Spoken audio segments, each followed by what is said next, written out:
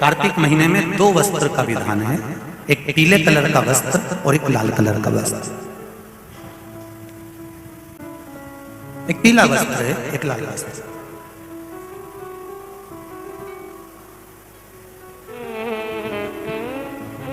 आज देवउठनी एकादशी है। ऐसी कोई माता नहीं होगी जो अपने घर में तुलसी जी का पूजन नहीं करे।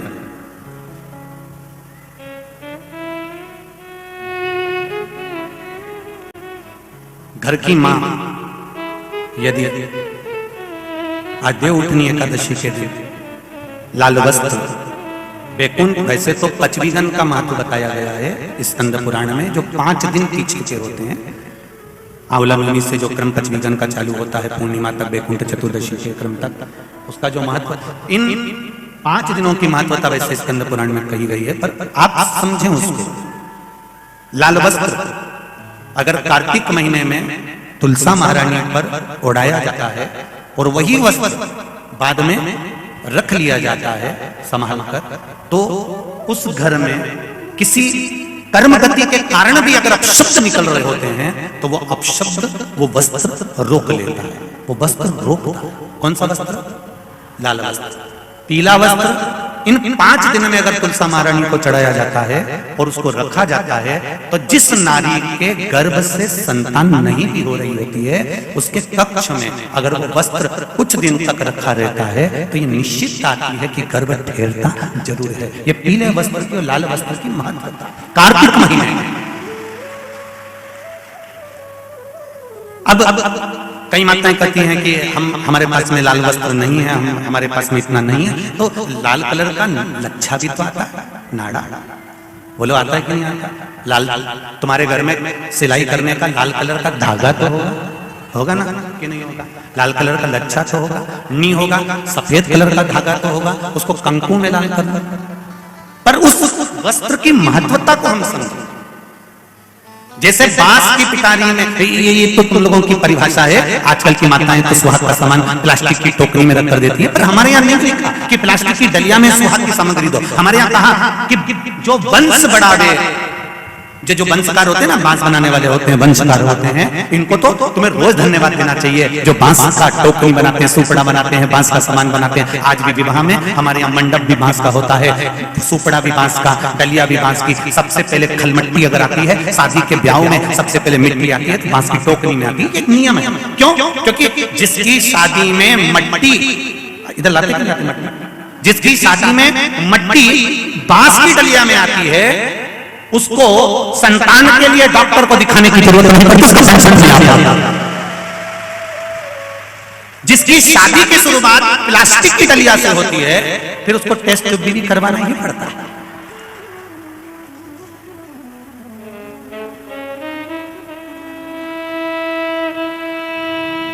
ये कुछ हमारे शास्त्रों के नियम है। अब आप उसको समझो ना समझो, चाहे उसके ऊपर हंसो, चाहे कुछ भी, तो आप चाहो तो थोड़े दिन बाद कह देना, बताओ श्योर वाला हमारा तो पगले जैसी बात करता है, तो उसमें कोई दिक्कत वाली बात नहीं है। पगले का अवार्ड हमको ही मिलने वाला है, उसमें कोई दिक्कत वाली बात नहीं। पर उसको समझो कि हमारे सनातन धर्म में ये वंशकार, बांस का सामान बनाने वाले, बांस की डलिया बनाने वाले, बांस का सुपड़ा बनाने वाले, सबसे पहले ये वंशकार हुए, फिर खवास नाई ये हुए, फिर चर्मकार हुए, जूता चप्पल बनाने वाले, फिर अन्य जितने हमारे यहाँ, इनको लोग कहते हैं कि इनको हमारे यहाँ से हटा दिया, ऊंची जाति वालों ने इनको पीछे हटा दिया। कोई इनको पीछे हटाने वाला नहीं है। केवल तुम्हारी बुद्धि से लोग तुमको भ्रष्ट कर रहे हैं कि हमको नीचा दिखा रहे हैं, हमको ऊंचा दिखा रहा है। किसी जात में, किसी समाज में ये नहीं कहा गया कि इनको नीचा दिखाना। प्रत्येक समाज में, चाहे ब्राह्मण के घर की शादी हो, चाहे क्षत्रिय के घर की शादी हो, चाहे वैश्य के घर की शादी हो, सबसे पहले वंशकार की डलिया आती है, वंशकार आता है। सबसे पहले हमारे यहाँ अगर पादुका बनाई जाती है तो सबसे पहले चर्मकार आता है, सबसे पहले हमारे यहाँ खवास आता है। पहले इनको लाकर बिठाया जाता है। पहले संबंध भी सेठ खुद नहीं जाता था करने के लिए, खवास जाता था, वंशकार जाता था, ये जाते थे, संबंध पक्का कर आते थे और शादी हो जाती थी। ना लड़का देखता ना लड़की देखती। ये सब बाद में चालू हुआ। अब दुनिया के लोगों ने अपनी राजनीति को अखाड़ा बनाने के लिए कह दिया कि ये समाज नीची हो गई, ये समाज ऊंची हो गई, इसको पिछड़ा कर दिया, इसको उसमें कर दिया। कोई नहीं कर रहा किसी को। भगवान की ये पोथी रखी है शिव महापुराण की, जिस पे रखी है इसके 4 पाए, 1 2 3 और ये 4, ब्राह्मण क्षत्रिय वैश्य शूद्र, ये 4 पाए पर मेरी शिव महापुराण की पोथी रखी हुई है। कोई साधारण एक पाया भी अगर इसमें से हट गया तो 3 पाये में से पोथी नीचे गिर जाएगी। उसी तरह हमारे यहाँ का ये धर्म बनाया, ये सनातन धर्म जो बनाया है, ये वर्ण का जो आनंद बनाया है, ये कोई साधारण नहीं है, ये सब एक है। एक है, ब्राह्मण हो, क्षत्रिय हो, वैश्य हो, शूद्र हो, सब एक। ये विभाजन तो आज के लोगों ने कर दिया कि थोड़ा सा अपना फायदा देखने के लिए अपना फायदा। ये महिला मंडल कथा करा रही है, नागेश्वर महिला मंडल कथा करा रही है, वहां भोजन भंडारा चल रहा है। भोजन भंडारा कराते समय वहां पर माइक पे रोज सुबह 5 बजे से भैया चिल्ला चिल्ला कर नाश्ता कराते हैं, भोजन कराते हैं। मैंने अभी तक तो माइक पे नहीं सुना कि कोई ब्राह्मण हो तो ही भोजन करना, कि वैश्य हो तो ही भोजन करना, तो क्षत्रिय हो तो वही भोजन करना, कि शूद्र हो तो वही भोजन करना। जब मेरे नागेश्वर भगवान के भंडारे में देवी जी का भंडारा होता है, गणेश जी का भंडारा होता है, शिव जी का भंडारा होता है, यहाँ भेद नहीं होता, तो दुनिया में लोग अपनी बुद्धि में भेद क्यों कर रहे हैं? कौन ने कहा तुमको भेद करने? ये कुछ नहीं, केवल अपने पद को निश्चित करना है, अपना बैंक भरना। इसलिए फूट डालो, मालूम है, अपना फूट डालो, शासन करो। ये दुनिया के लोग।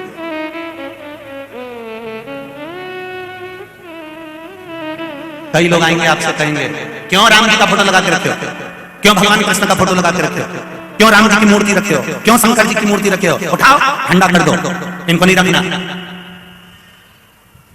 मेरे को आज सूचना मिली थी कि कई लोग कहते हैं कि इनको ठंडा कर दो, इनको क्यों रखे हो, अपने को नहीं मानना, अपने को नहीं मानना, अपने को नहीं मानना। जो तुमको ऐसी राय देने आए उसको चंदन का तिलक लगा के ठंडे पानी से स्नान कराओ और चाय पिलाओ एक बार की, और पांव को धोख लगा कर कहना अभी हम चरण धोख रहे हैं।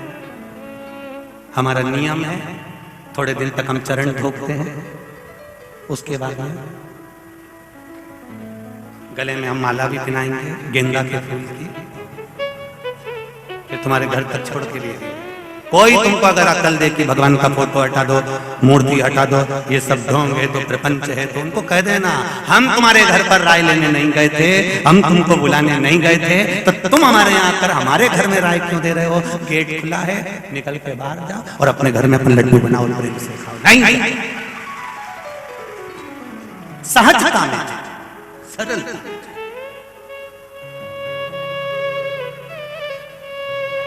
खूब भटकाने वाले मिलेंगे, खूब मिलेंगे, खूब भटकाने।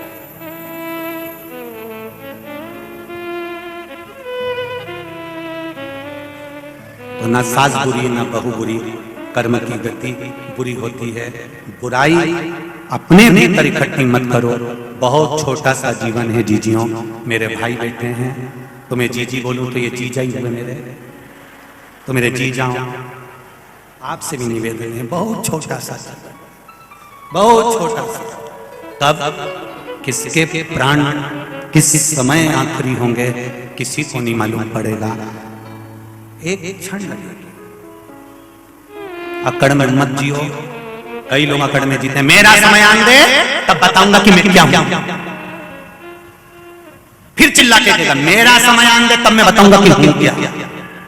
और ये एक दिन छाती में दर्द हुआ, खंडवा के हॉस्पिटल ले गए और डॉक्टर ने कह दिया इनका समय आ गया।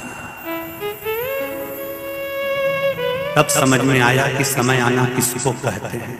समय का इंतजार मत करो कि जवानी आई है, अभी कोई भजन की उम्र है, अभी तो मेरा बुढ़ापा आएगा तब भजन करूंगा, जब मंदिर जाऊंगा तब देखा जाएगा, अभी तो कमाने की उम्र है, अभी तो खाने की उम्र है।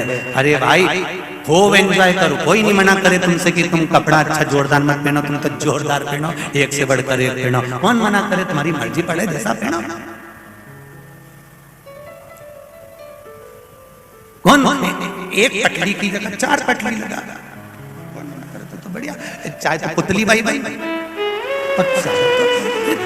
जैसी मर्जी पड़े, नहीं तो वैसी जियो, अपनी मस्ती में जियो।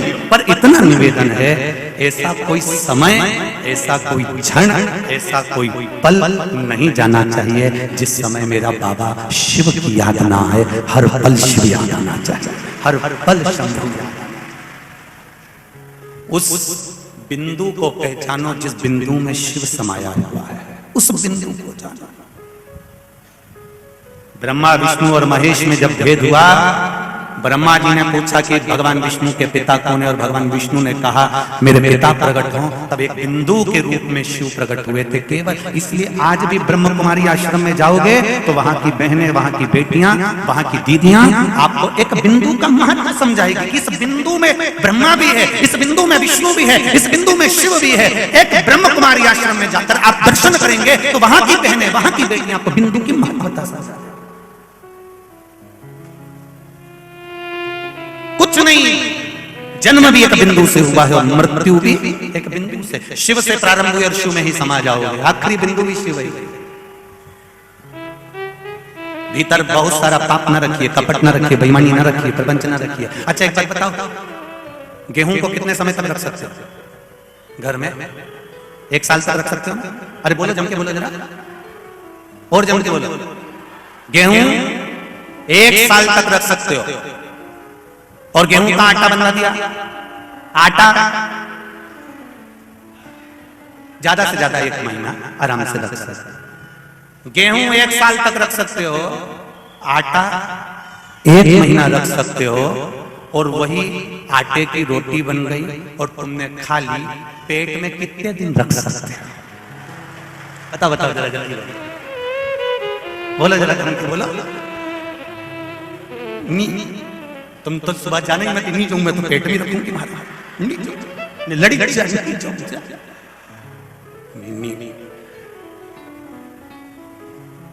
20 रुपए किलो का गेहूं की रोटी है,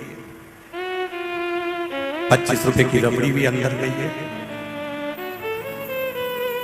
मेथी की सब्जी लाई थी 12 रुपए किलो की, वो भी अंदर नीचे। गेहूं 1 साल तक तुम अपने घर में रख सकते हो, आटा हो गया तो 1 महीने अपने घर में रख सकते हो, पर वही आटे की रोटी बनाकर खा ली तो पेट में पूरी रात भी नहीं रख सकते। जब इतनी रोटी को तुम अपने पेट में नहीं रख सकते तो बहू की छोटी छोटी बात को अपने कलेजे में क्यों रख देते?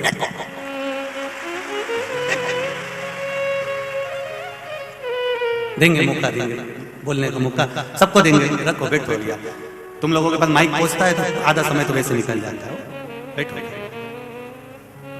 गेहूं 1 साल, आटा बोलते जाओ जल्दी, 1 महीना, और रोटी खाई तो दूसरे दिन उसको निकालना पड़ेगा। अर्थात जब हमने रोटी को इतना दिन तक अपने अंदर नहीं रखा तो फिर बुराई को अपने भीतर क्यों रखें? सास से निवेदन है, बहू बोले कुछ तो निकाल कर बाहर फेंक दो, और बहू से निवेदन है, सास कुछ बोले निकाल कर बाहर फेंक दो। खूब जब जब पेट पूरा आनंद में साफ रहेगा तो सवेरे तुम खमन ढोकला भी खा सकते हो। अगर पेट साफ नहीं हुआ तो तुम खमन ढोकला और गुलाब जामुन और साबूदाना की खिचड़ी नहीं खा सकते हो। इसलिए पेट साफ होना चाहिए। उसी तरह बुराई कितनी भी आए निकाल कर बाहर फेंक दो। मन साफ होगा तो मेरा भोलेनाथ अंदर प्रवेश करता चले जाएगा, शिव अंदर आता चले जाएगा, शंकर अंदर प्रवेश करता चले जाएगा।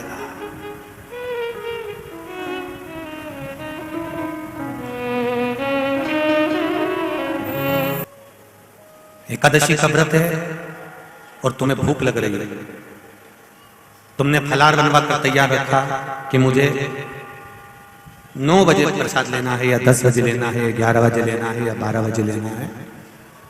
और 12 बजे अगर वो फलाहार तुम्हारे सामने नहीं आया और बज गई 1, 1:30, 2 बजे फलाहार सामने आया और आपने ग्रहण किया, तो उसमें आपको क्रोध नहीं आना चाहिए। उसमें भगवान को धन्यवाद देना। उसका कारण क्या होता है? तुमने समय लिया कि मुझे 12 बजे फलाहार करना है या 11 बजे फलाहार करना है, और किसी कार्य में तुम लग गए, किसी कार्य में तुम लगे, और लगने के बाद वो फलाहार आधे घंटे बाद, 1 घंटे बाद तुम्हें प्राप्त हुआ, तो भगवान को धन्यवाद देना। क्यों? जिस समय आपको फलाहार ग्रहण करना था उस समय पर 1 जन्म के पाप कटते हैं, जिस समय पर हम समय के अनुकूल फलाहार करते हैं। समय निकलने के बाद हम फलाहार करते हैं तो हमारे 2 जन्म के पाप कट जाते हैं, जब समय निकल गया और उसके बाद हमने फलाहार का ग्रहण। और हम उल्टे चलते तुमने बहू को समय दिया मुझे 11 बजे फलार करना है, मेरा 11 बजे फलार तैयार कर रखो, मुझे 11 बजे फलार ला के दो, मुझे 12 बजे फलार करना, 12 बजे तक फलार रखे दो, और तुम तो काम में लगी हुई हो, तुम्हारे को फुर्सत ही नहीं है, मेरा फलाहार बना के तैयार नहीं करा। भगवान को धन्यवाद दो, बहू को धन्यवाद दो। अच्छा हुआ रोज हर एकादशी को एक जन्म का पाप कटता था, आज मेरा 2 जन्म का पाप कट गया। ये शिव पर हमारी आदत है, हम उसमें भी बुराई ढूंढते हैं। बहू ने अगर लेट दिया ना, आधा घंटा 1 घंटा लेट हो गई, तो तुम तो फिर 2 मिनट में चंद्र घंटा हो। बताओ इतनी देर से लेके आई, आज मेरा एकादशी, आज मेरा फलाहार, और तुझे बनाने की फुर्सत नहीं मिली। मम्मी साबुदाना गलाया था, भगर बना रही थी, पूड़ी बना रही थी, थोड़ा समय हो गया। अपने मन को धीर मंदाओ कि भगवान ने आज देरी क्यों करी। वही फलाहार किसी कारण से और लेट हो गए, दोपहर में 3 बजे के बाद हुआ और लेट, या मान लो किसी कारण से दिन भर भूखी रह गई, कारण से, जानबूझ के नहीं तो तुम बहुत चतुर चतुर बैठ रही हो रही। किसी और वाला महाराज बोला था कि इतनी बजे के बाद करोगे तो इतना पाप कटेगा, इतनी बजे कटोगे, ये तो जानबूझ के नहीं, तो कोई क्रम से अचानक।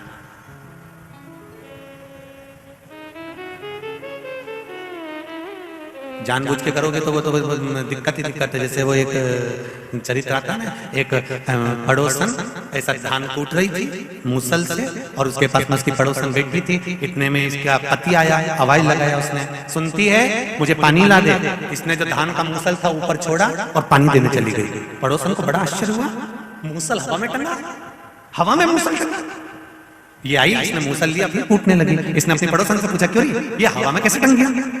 मैं अपने पति के चरणों को प्रणाम करती हूँ, पति को परमेश्वर मानती हूँ, उसकी सेवा करती हूँ ना, उसका दिया हुआ जो भी झूठा बचता है मैं खा लेती हूँ, बस उसी की कृपा से ये मेरा सात्वित्व के कारण ये हवा में टंग गया। तो ऐसा करने से ऐसा हो जाता है। ये भी गई घर धन धनाते हुए, इसने अपने पति को आवाज लगाया, सुनो मैं तुम्हारे पांव पड़ूंगी। पति ने सोचा 40 साल शादी के हो गए, आज क्या पता सियोर वाले महाराज की कथा सुन जो पांव पड़, आज मैं तुम्हारे पांव पड़ूंगी। और सुनो, 1 हफ्ते तक रोज तुम्हारे पांव पड़ूंगी, तुम्हारी पसंद का भोजन बनाऊंगी, तुमसे पूछूंगी क्या खाओगे, तुम बता देना, मैं वही बनाऊंगी। तुम सोगे मैं तुम्हारे चरण दबाऊंगी, तुम जो थाली में छोड़ दोगे मैं वो भोजन करूंगी। फिर एक बार ऐसा चमत्कार होगा, मैं ऐसे धान कूट रही होंगी, तुम एकदम आना, आते से कहना सुनती है पानी ला, और मैं मूसल छोड़ के आऊंगी और वो हवा में टंग जाएगा। तुम देखना। पति ने मन में सोचा ना जाने कहां से सीख के आ गया। इसने सिर पे पल्लू लेके पति को प्रणाम करा और पूछा क्या खाओगे। पति ने मन में सोचा 40 साल से कभी मुंह नहीं खोला मैंने खाने के मामले में। अब तो पति ने भी कह दिया भजिया बना ले, इमरती बना ले, जलेबी बना ले, खीर बना ले, पूड़ी बना ले, नमकीन पूड़ी बना ले, आलू की सब्जी, भिंडी की सब्जी, सब बनाने का। जैसे पति ने बोला, पत्नी बोली चुप रहो, तुम्हारा बाप बनाए। इतनी सारी लिस्ट थोड़ी ना बोली तुमने, मेरे से बनेगा बना लूंगी। और बनाने गई, भजिया बनाया, पूड़ी बनाई, सब बनाया। एक भजिया थाली में रखा, एक पूड़ी थाली में रखी, एक जलेबी रखी, सब सामान इतना रख दिया। और जैसे ही पति ने भजिया खाना चालू करा, मुंह में भजिया लेने ही वाला था, इतनी देर में वहीं से बोली पूरा मत खाना, तुम्हारा झूठा खाना है मेरे को। बेचारे ने भजिया की केवल चोंच नहीं होती किसी किसी भजिया में, किसी किसी भजिया में चोंच होती, बस वही पूड़ी भी बनवाया, इतना सारा था, कुछ नहीं खाया। अब कह रही है तुम जाओ ना खाना खा के, और पूरा निपटा गई पूरा, और खा खुआ के और पति के पास गई। अब तुम सजा में तुम्हारा चरण दबाऊंगी। अब चरण मरण तो कभी जिंदगी में दबाया नहीं, मच्चा मारे चरण दबा। अब पति तो पति मोबाइल चला रहा होगा, किताब देख रहा होगा, किताब देखते देखते सो जाओ नहीं तो गला दबा दूंगी। अब बेचारे ने आंख बंद करी और एक आंख खोल के ऐसा ही में नहीं दबा रहे, इसको पगली हो गई है। सब काम करा, फिर बोली अब तुम बाहर जाओ, मैं धान कूटूंगी, तुम आना और आवाज लगाना, सुनती है मेरे लिए पानी ला, और सुनो जल्दी आ जाना, मेरे हाथ पे छाला पड़ जाने। और उसने जो कूटने के लिए मूसल ऊपर करा, इतने में पति आवाज लगाया, अरे सुनती है पानी ला दे। और इन्हें जो मूसल छोड़ा इन्हें करम पे पड़े, जो पड़ा। अरे शिव पुराण कहती है जो दिल से किया जाए वो प्रथम। दिखावे से भगवान प्रसन्न नहीं होता, भगवान को दिखावा प्रिय नहीं है। भगवान को तो तुम्हारा केवल निष्कपट भाव से निर्मल मन सो मोहि भावा। भगवान को दिखावा नहीं, हृदय से। तारकासुर का मांगा भी तो क्या मांगा, प्राण छूटे शिव जी के पुत्र के द्वारा। मान दिया, जान कर कुछ न किया जाए, अनजाने में जो हो जाए वो श्रेष्ठ है। भोजन का समय निकल गया, फलहार का समय निकल गया, एकादशी के दिन एक जन्म का पाप कटा, समय के बाद पाया 2 जन्म का पाप कटा। मान लो शाम तक फलहार नहीं मिला, रात हो गई, कब तक फलहार ग्रहण करने बैठी है। मान लो किसी कारण से लेट होती चली गई तो पाप भी कटता चले गया, किसी कारण से तो फिर जानकर कर नहीं, कारणवश रात हो गई, फलहार मिल गया, समझ लेना कहीं 7 जन्म का पाप होगा, कट गया 7 जन्म। पर निवेदन केवल इतना है कि उसमें आप मूल चीज एक ही बात कहती है पुराण की, इसमें हमने अच्छा देखा। कई लोगों की आदत होती है थोड़ा सा फलहार आने में देरी हो गई, क्रोध आ गया, क्रोध आ गया तो तुम्हारा व्रत बेकार हो गया। समय की अवस्था में फलहार नहीं मिला, क्रोध आ गया, तुम्हारा व्रत खंडित हो गया।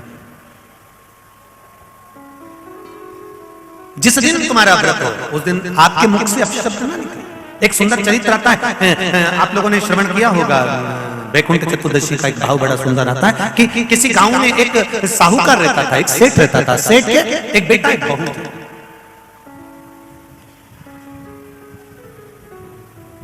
और बहू बेटा दोनों धर्मात्मा, दोनों पुण्यात्मा। बहू भी धर्मात्मा है और बेटा भी धर्मात्मा है। दरवाजे पर कोई आया भूखा ना जाए, दरवाजे पर कोई आया पानी पीकर जाना।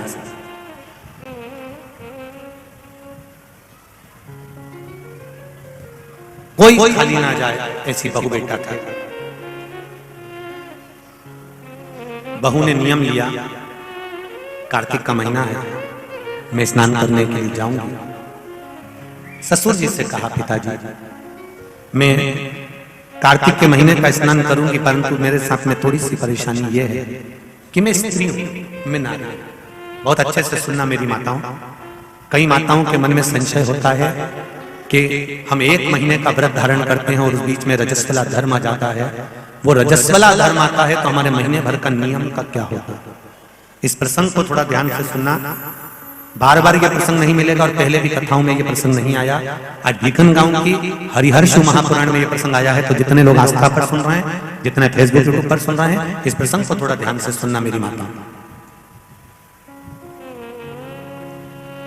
बहू ने अपने ससुर से कहा, पिताजी मैं कार्तिक के महीने के स्नान का नियम तो ले लेती हूँ। मैं कार्तिक के महीने, कोई माता कार्तिक के स्नान का नियम लेती हैं, कोई माघ महीने का स्नान का नियम लेती हैं, कोई चैत्र महीने के स्नान का नियम लेती हैं, कोई फागुन का लेती हैं, कोई बैसाख महीने के स्नान का नियम लेती हैं। कई माताओं की आदत रहती है, कई पुरुषों की आदत रहती है कि मैं 1 महीने तक कार्तिक का स्नान करूंगी।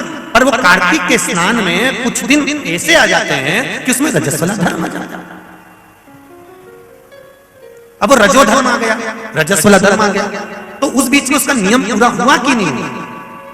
उस बीच में वो 5-7 दिन जो स्नान के लिए नहीं गई, पूजन नहीं करी, तुलसी को जल नहीं चढ़ाया, शालिग्राम जी का पूजन या ठाकुर जी का श्रृंगार नहीं कर पाई, तुलसा महारानी का गीत नहीं गा पाई, तुलसी जी का दीप नहीं लगा पाई, तो उसको कार्तिक के महीने का, क्योंकि ये रजस्वला धर्म तो प्रत्येक महीने आना, नारी के लिए रजो धर्म तो हर महीने प्राप्त होना, तो हर महीने अगर रजो धर्म आना है तो कार्तिक महीने का फिर नियम पूरा कैसे हुआ, फिर नारी का नियम कैसे पूरा होगा। फिर नारी तो फिर नियम टूट गया, नियम टूट गया तो उसको कोई फल नहीं मिला। तो बहू ने अपने ससुर से कहा, एक साहूकार से, साहूकार की बहू ने कहा, ससुर जी मेरे मन के संशय को मिटा दो, मैं कार्तिक का स्नान करना चाहती हूँ और उस कार्तिक के स्नान में सबसे बड़ी अगर विघ्नता आती है तो मेरे 7 दिन 5 दिन जो रजो धर्म के जाएंगे, वो रजो धर्म में मेरा नियम टूट जाएगा। उस नियम को पूरा कैसे किया जाए, वो नियम पूरा कैसे होगा। कार्तिक के महीने का स्नान करने वाले जरा ध्यान देंगे, चाहे वैशाख स्नान करें चाहे माघ का स्नान करें, मेरी माताओं का रजोधर्म 7 दिन 1 महीने के अंदर आ ही जाता, और आया तो वो नियम टूटा। उस नियम को पूर्ण कैसे करा जाए? कहा, साहूकार ने कहा कि बहू, मैं इतना विद्वान तो नहीं हूं, ज्ञानी तो नहीं हूं, पर मैं मेरे गुरु से इस बात को स्मरण कर आऊंगा। अब बहू को कार्तिक का महीना आ रहा है, कार्तिक के महीने का उसको इंतजार था, वो इंतजार में बैठी है। मात्र कार्तिक आने में 8 दिन बचे थे। अब देखिएगा जरा, आप में और उस बहू में क्या अंतर है। कार्तिक के महीने आने में 8 दिन बचते हैं तो आप पुताई चालू कर देते हो। बोलो सही है कि गलत है? कार्तिक आने में, दिवाली आने में जब 8-15 दिन रहते हैं तब तुम पुताई चालू कर देती हो, सफाई चालू कर देती हो, ये काम चालू कर देती हो, वो काम चालू कर देती हो। सारे काम तुम्हारे कार्तिक का महीना आने के समय पर चालू हो जाता है। और बहू सफाई नहीं पूछ रही, साफ सफाई पर ध्यान दे रही है, पर ऐसा नहीं कि साफ सफाई नहीं कर रही, पर उसका ध्यान वही कार्तिक के महीने के स्नान में लगा हुआ है। आज बहू 8 दिन बचे और बहू का भोजन छूट गया, उसका भोजन नहीं, भाई नहीं रहा, अंदर जाए। किसी चीज को पाने की जब तमन्ना होती है ना, तो खाना पीना छूट जाता है। ये नागेश्वर मंदिर महिला मंडल से पूछ लेना। जब तक कथा चालू नहीं हुई होगी तब तक इस महिला मंडल से और इनके जितने जजमान हैं उनकी धर्म पत्नियों से और जजमान से, चाहे वो मुख्य यजमान हो चाहे जो भी हो, उनसे पूछना। जब तक कथा चालू नहीं हुई होगी तब तक इनको रात रात भर नींद नहीं आ रही होगी, इनका बीपी ऊंचा नीचा हो गया होगा, निश्चित। पर कथा चालू हो गई और पहला दिन जब कथा का हो गया तब ऐसी सोई होगी कि राम अब सुकून मिला कि कथा चालू, कथा प्रारंभ। बहू की नींद चली गई, उसको भोजन नहीं भाया, नींद गई, भोजन भाया, बड़ी दुखी। साहूकार को कोई मिला या ना मिला, इस बहू की आंख का अश्रु तुलसी के क्यारे के पास गिर गया। तुलसी के क्यारे के पास आंसू गिरा, अश्रु गिरा। एक बात बहुत ध्यान देना, मेरी एक निवेदन करना चाहूंगा इस व्यासपीठ से। शादी की जल्दबाजी में 2 जगह पर दिया लगाना कभी नहीं भूलना चाहिए। शादी की जल्दबाजी में 2 जगह पर दिया लगाना कभी नहीं भूलना चाहिए। एक, कन्या विवाह कर कर जब अपने पिता के घर से जा रही हो तो तुलसी के क्यारे में दिए के अंदर फुल घी भरकर दिया लगाकर अवश्य जाना चाहिए, तो बाप के घर में लक्ष्मी की कमी नहीं आती है। दूसरा दीप, लड़की डोली में बैठकर, गाड़ी में बैठकर जब ससुराल में पहुंचे, ससुराल की दहली में जब वो पांव रखे अंदर घर में, घर के अंदर सबसे पहले तुलसी के क्यारे के पास बहू को ले जाना चाहिए और मिट्टी का दिया पूरा घी से भरा हो और वहां पर दीप बहू के हाथ से लगवाना चाहिए। उसका कारण होता है ससुर के घर में कभी संपदा की कमी नहीं आती। ये 2 जगह घृत भरे हुए दीप की महत्वता कही गई। और हम इतने विचित्र हैं कि महिला संगीत के चक्कर में, माता पूजन के चक्कर में, सारे फंक्शन के चक्कर में, मेहंदी और हल्दी के चक्कर में हम जब घर के भगवान को ही भूल जाते हैं तो दिया कौन याद करेगा? बोलो सही है कि गलत है? घर के भगवान को भूल जाते हैं महिला संगीत के चक्कर में। हम थोड़ा सा घर के चक्कर में भगवान को भूल जाते हैं कि हमारे यहाँ मेहंदी हो रही है, हमने भगवान को बिठाया मेहंदी में। हमारे यहाँ हल्दी का कार्यक्रम हो रहा है, भगवान को बिठाया हल्दी के कार्यक्रम। महिला संगीत में भगवान का सोफा लगाया तुमने, एक सिंहासन रखा भगवान का, तुम सब तो बैठे थे, भगवान के लिए भी एक जगह रखो कि भगवान मेरे घर का यहाँ बैठेगा, वो देखेगा, उसको बिठाओ। नहीं, तो हम दिया कहाँ याद रखते, पर नियम बना दो। भीकन गांव की इस पावन धरा से जितने लोग आस्था चैनल पर कथा सुन रहे हैं, जितने फेसबुक यूट्यूब पर कथा सुन रहे हैं, एक नियम बनाओ कि घर से बेटी ससुराल कर जब विदा हो रही हो तो पहले घृत का भरा हुआ दीप तुलसा महारानी में लगा होना चाहिए, और जब बहू घर में प्रवेश कर रही हो तब माटी के दिए में घी भरा हुआ और वो घृत भरा हुआ दिया तुलसा महारानी को लगना चाहिए। ना बाप के घर में पैसे की कमी होगी, ना ससुर के घर में कमी होगी, संपदा बढ़े। पर दिया कैसा होना चाहिए? उसमें घृत पूर्ण भरा, भले घी झलक रहा चले पर घी खाली नहीं होना चाहिए, घृत की पूर्ण।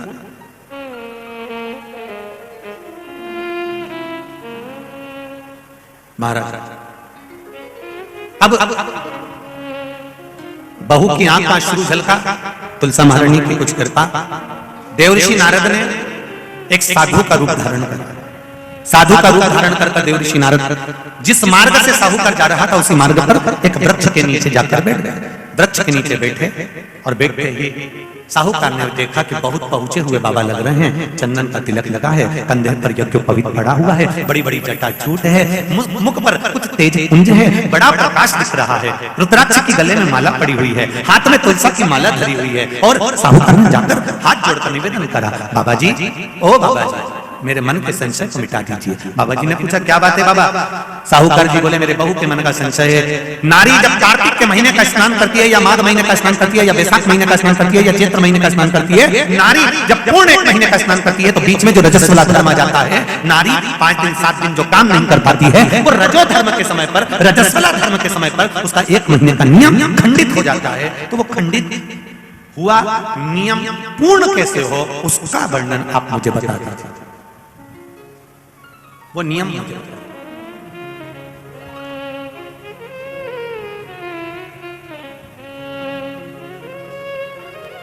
संत के रूप में बैठे हुए देवऋषि नारद, श्रीमन नारायण, श्रीमन श्रीमन नारायण, 7 बार देवऋषि नारद ने नारायण नारायण नारायण नारायण कहा। कहने पर देवऋषि नारद ने बोला, सुनो साहूकार जी, सुबह के समय पर जब आपकी बहू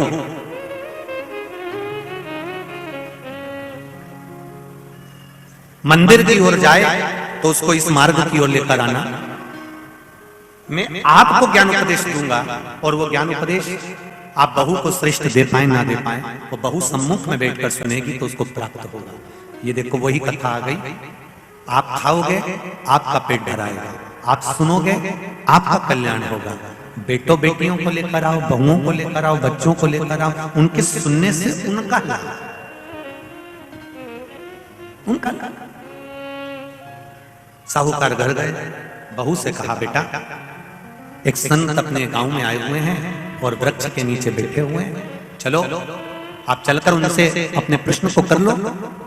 बहू ने भगवान का नाम लिया, स्मरण करती हुई बहू पहुंची और बहू ने जाकर तुरंत हाथ जोड़कर निवेदन किया, बाबा जी 1 महीने तक नारी कार्तिक का स्नान करती है, 1 महीने तक नारी माघ का स्नान करती है, 1 महीने तक नारी बैसाख का स्नान करती है, 1 महीने तक नारी चैत्र का स्नान करती है, बीच में अधिक मास का स्नान करती है। उस बीच में नारी का जो रजो धर्म आ जाता है, रजस्वला धर्म आ जाता है, उस समय पर नारी का जो करा हुआ व्रत है 1 महीने का वो खंडित हो जाता है। उस व्रत की पूर्णता कैसे मानी जाए? तो उस समय पर देवऋषि नारद जो संत के वेश में थे उन्होंने कहा कि बहू एक काम करो पुत्री, कार्तिक महीने के पीछे के जो 5 दिन 7 दिन पचवीगन के होते हैं, अगर नारी का रजस्वला धर्म बीच में आ जाता है तो पीछे के 5-7 दिन में से अगर 1 दिन भी नारी ब्रह्म मुहूर्त का स्नान कर कर, सुबह का स्नान कर कर तुलसी में दीप प्रज्वलित कर देती है तो उसके बीच का जो खंडित भाग है वो समाप्त हो जाता है, उसे पूर्ण फल की प्राप्ति। अब फिर सुन लीजिए अच्छे से, अगर मान लो वो पचवीगन में ही नारी का रजो धर्म आ गया तो बहुत बहुत ध्यान से सुनना, ये कथा हरिहर शिव महापुराण की कथा जो भीकन गांव वालों को मिली है संपूर्ण विश्व के कल्याण के लिए। बहुत ध्यान देना, हर नारी का प्रश्न है, प्रत्येक नारी के प्रश्न ये सम्मुख में रहता है। मान लो आपने कहा कि रजो धर्म आ गया मध्य में तो आप पीछे के 5 दिन स्नान करो, वो 5 दिन में अगर रजो धर्म आ गया फिर शिव महापुराण की कथा कहती है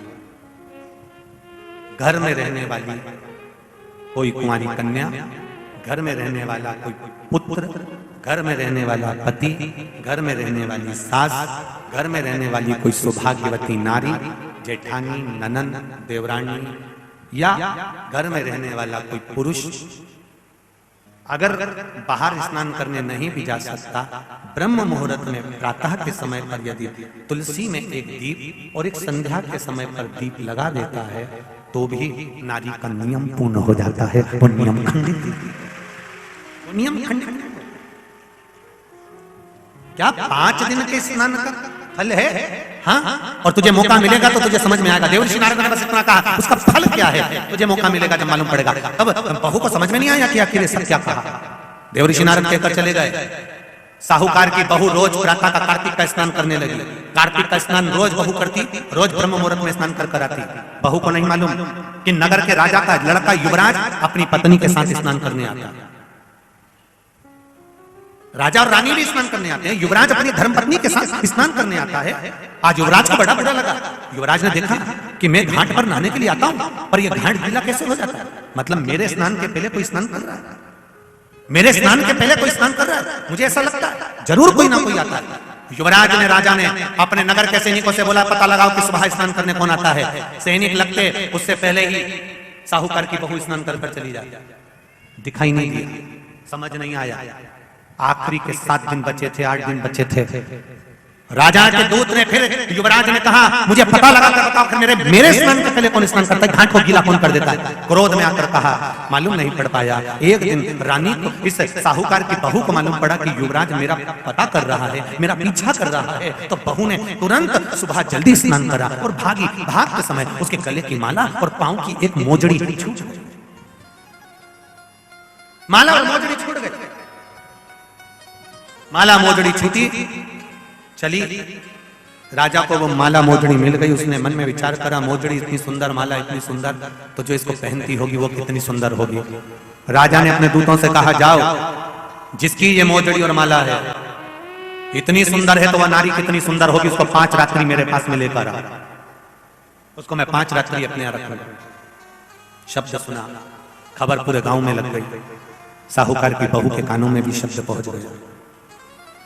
कार्तिक का महीना चल रहा था तो बहू ने भी कह दिया, मैं राजा के यहाँ पर 5 रात्रि रहने को तैयार हूं, पर शर्त मेरी एक है, ब्रह्म मुहूर्त का स्नान करते हुए अगर राजा मेरे को मुख देख लेगा तो मैं उसके यहाँ रह लूंगी। सुबह का कार्तिक का स्नान कर कर जब मैं निकल रही हूँ और राजा का पुत्र मुझे देख ले तो मैं रहने को तैयार हूँ, नहीं तो मैं नहीं रह सकती। राजा ने भी एक पक्षी, जो पाला हुआ पक्षी था, उस पक्षी को पेड़ पर बिठा दिया और कहा, जैसे ही रानी स्नान करने आए उसी समय पर तू बोल देना, मैं दौड़ कर जाऊंगा और इस रानी, इस साहूकारनी का दर्शन कर लूंगा। जब साहूकारनी सुबह के समय पर स्नान करने चली तो देहली पर द्वार को छोड़ते समय प्रणाम करते हुए कहती है, हमारे भारत की सभ्यता, भारत की भूमि की संस्कृति, पहले की माताएं जब मायके से ससुराल जाती थी या ससुराल से मायके आती थी तो जिस तांगे में, जिस गाड़ी में, जिस बस में, जिस टैक्सी में भी बैठती थी उसके भी पांव पड़ती थी, उसको भी प्रणाम करती थी। बोलो री जीजिए, सही है कि गलत है? ये भारत की सभ्यता है, ये भारत का संस्कार है, ये भारत की भूमि की मर्यादा है। जिस भूमि पर से जा रही, ससुराल से मायके जाएगी तो जिस बस में जाती थी उसके पांव पड़ती थी, बैलगाड़ी में जाए, टांगा गाड़ी में जाए, घोड़ा गाड़ी में जाए, उसके पांव पड़ती थी। घर से निकलते समय प्रणाम कर कर जाती।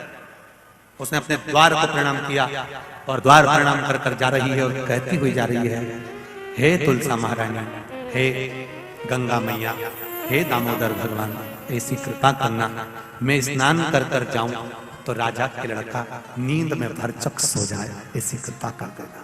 तोता बोलता रहा, राजा का लड़का सोता रहा। पहला दिन निकल गया। दूसरे दिन राजा के लड़के के मन में प्रश्न आया कि मैं तोते से पूछूं, क्यों रे तोता, क्या बोल साहूकार की बहू नहीं आई थी? आई थी, स्नान करके गई, तो मैं जग नहीं पाया। उसने विचार करा, कुछ ऐसा काम करता हूं, पुड़िया में लेकर बैठ गया मिर्ची, रात्रि को डाल ली आंख में, रात भर नींद नहीं आएगी। साहूकारनी फिर चली, द्वार को छोड़कर प्रणाम करा, दरवाजे को प्रणाम कर कर, द्वार को पूजन कर कर, जब प्रणाम कर कर चली तो निवेदन कर कर चली, हे द्वार देवता, राजा के लड़के को सुला देना। ये स्कंद पुराण की बात शिव महापुराण में भी लिखी गई। पशुपति व्रत में एक नियम है, जब मंदिर में दिया लगाकर जाते हो तो घर के दरवाजे के राइट सीधे हाथ पर दिया लगाते हो। बोलो सही है? सीधे हाथ पे दिया लगाने का महत्व क्यों है? क्योंकि हम मंदिर से चलकर जब आते हैं अपने घर के सीधे हाथ की ओर जब दिया लगाते हैं तो भगवान से निवेदन करते हैं कि मेरा ये द्वार है और आपके भरोसे पर है, आपको संभालना। एक पत्र आया है, उसको देखिए।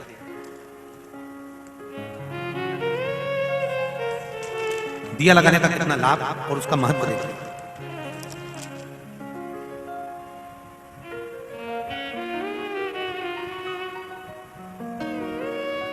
मेरा नाम सरला सेठिया है, मैं मध्य प्रदेश में खेतिया से आई हूं। कहीं बैठी हूं तो हाथ हिलाइए, कहीं बैठी हूं तो दोनों हाथ अवश्य हिलाइएगा, जहां कहीं भी बैठी हूं। अच्छा आप उधर हैं, दोनों हाथ हिला देगा। श्री शिवाय नमस्तुभ्यम, श्री शिवाय नमस्तुभ्यम। मेरा नाम सरला सेठिया है, मैं मध्य प्रदेश के खेतिया से आई हूं। 2021 में मेरे पति की तबीयत अचानक बहुत खराब हो गई थी, तो हम उन्हें अस्पताल लेकर गए। डॉक्टर ने रिपोर्ट निकाली और बताया कि इनकी किडनी में 14% ही काम कर रही है किडनी। डॉक्टर ने दवाई दी और 1 साल तक दवाइयां चलने का बोला। और फिर एक दिन मेरे पति की तबीयत वापस अचानक बहुत ज्यादा खराब हो गई। हम उन्हें तुरंत अस्पताल लेकर गए तो डॉक्टर ने बताया कि उनकी किडनी काम करना बिल्कुल बंद कर दी है। हफ्ते में 2 बार डायलिसिस चालू करना पड़ा। हफ्ते में 2 बार जैसे डायलिसिस करना पड़ेगा, हम उनको हफ्ते में 2 बार डायलिसिस करवाने अस्पताल ले जाने लगे, किंतु उनके स्वास्थ्य में कोई बदलाव नहीं आया। डायलिसिस तो चालू हो गया पर बदलाव नहीं आ पाया। जब उनके स्वास्थ्य में बदलाव नहीं आया, फिर मैंने भगवान शिव के 5 पशुपति व्रत करना प्रारंभ कर। 5 पशुपति व्रत करते करते मैंने नियम बनाया कि मैं सीहोर जाऊंगी और रुद्राक्ष लेकर आऊंगी। सीहोर आई, वहां से रुद्राक्ष लेकर आई और मैंने 5 पशुपति व्रत जब करती, एक दिया अपने दरवाजे पर लगाती और भगवान से प्रार्थना करती कि इनका डायलिसिस बंद करवा दो। सीहोर पहुंची, रुद्राक्ष वितरण बंद था, वहां पर जाकर निवेदन करा कि स्वास्थ्य खराब है, एक रुद्राक्ष दे दो। तब वहां के कार्यकर्ता ने एक रुद्राक्ष दिया। वो रुद्राक्ष का पानी शिव जी को चढ़ाती और इनको पिलाती। भगवान की कृपा से एक बेलपत्र रोज खिलाती और आज धीरे धीरे स्वास्थ्य ठीक हो गया। उनका डायलिसिस पूर्ण तरह से बंद हो गया है। धोख लगाने के लिए हम लोग यहाँ पहुंचे हैं, उनका डायलिसिस बंद हो गया। आए हैं साथ में? श्री शिवाय नमस्ते। बैठिए। हर हर महा। उनका डायलिसिस पूर्ण तरह से बंद हो चुका है और अब वो ठीक हो गए हैं। डॉक्टर बोल रहा है कि इनकी किडनी ने काम करना प्रारंभ कर दिया। कई माताओं ने अंदर भी पत्र भेजे कि गुरुजी आप रुद्राक्ष बंटवाइए। मना नहीं है रुद्राक्ष देने के लिए, रुद्राक्ष तो है ही औषधि। और कुबेरेश्वर धाम का रुद्राक्ष तो हम पहले भी कहते हैं कि वो औषधि के रूप में है। बस प्रयास हम भी करते हैं पर व्यवस्थाओं के कारण वितरण नहीं हो पा रहा है। इसलिए अगला जब रुद्राक्षोत्सव फरवरी के महीने में जब आएगा तो पूर्ण प्रयास रहेगा कि 7 दिन में जितने लोग आएंगे उस समय पर उनको मिल जाएगा भाव भक्ति से। पर अगर स्वास्थ्य गड़बड़ है तो उसके अनुसार हम भी कार्यकर्ताओं को बोलकर रखते हैं कि अगर स्वास्थ्य की दिक्कत है तो बाबा कृपा कर। ऐसा नहीं। एक पत्र और बड़ा सुंदर आया है, वो भी देखिए।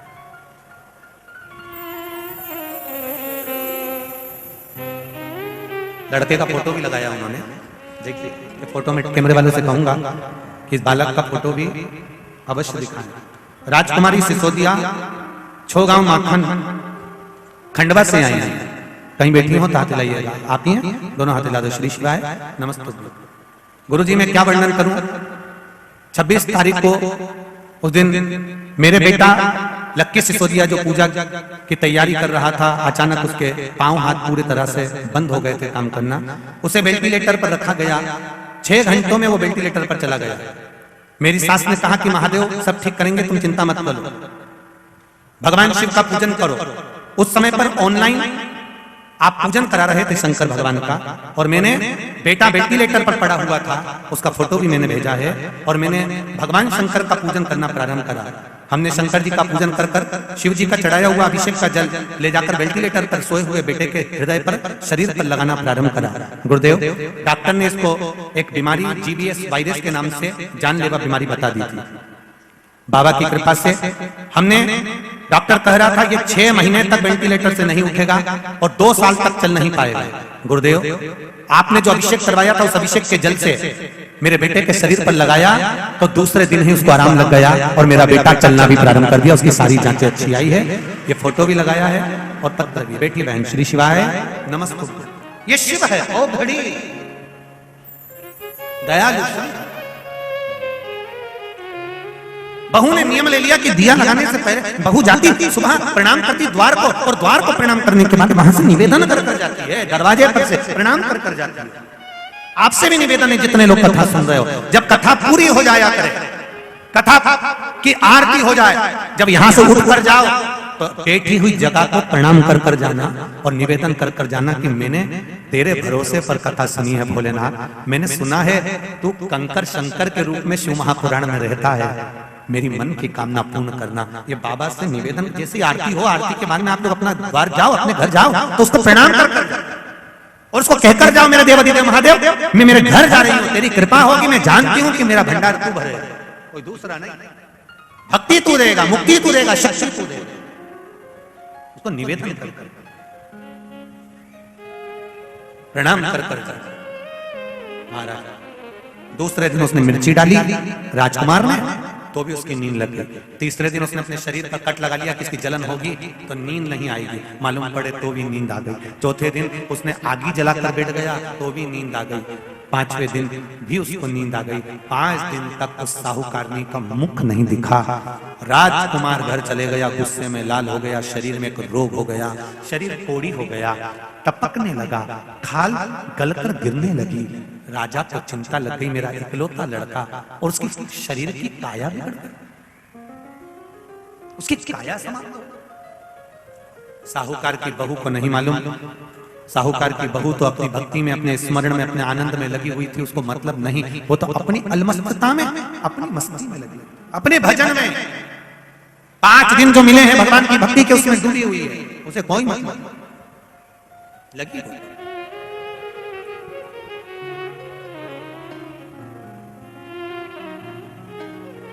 तुलसा जी का आराधना करें, तुलसी जी का पूजन करें, रोग भारी हो जाता है। राजा के शरीर का रोग कैसे मिटेगा? तो कहा, जिस नारी को गलत दृष्टि से देखा है, जब वो कार्तिक का स्नान कर कर उसके स्नान का जल जो बहकर आए, वही जल शरीर पर डाला जाए तो रोग मुक्त हो जाता है। राजा ने वही करवाया।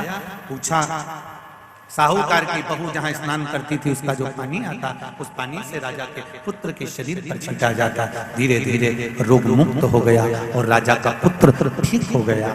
शिव पुराण कहती है, राजा के लड़के ने चरणों को नमन करते हुए पूछा कि मुझे कार्तिक का लाभ कैसे प्राप्त होगा?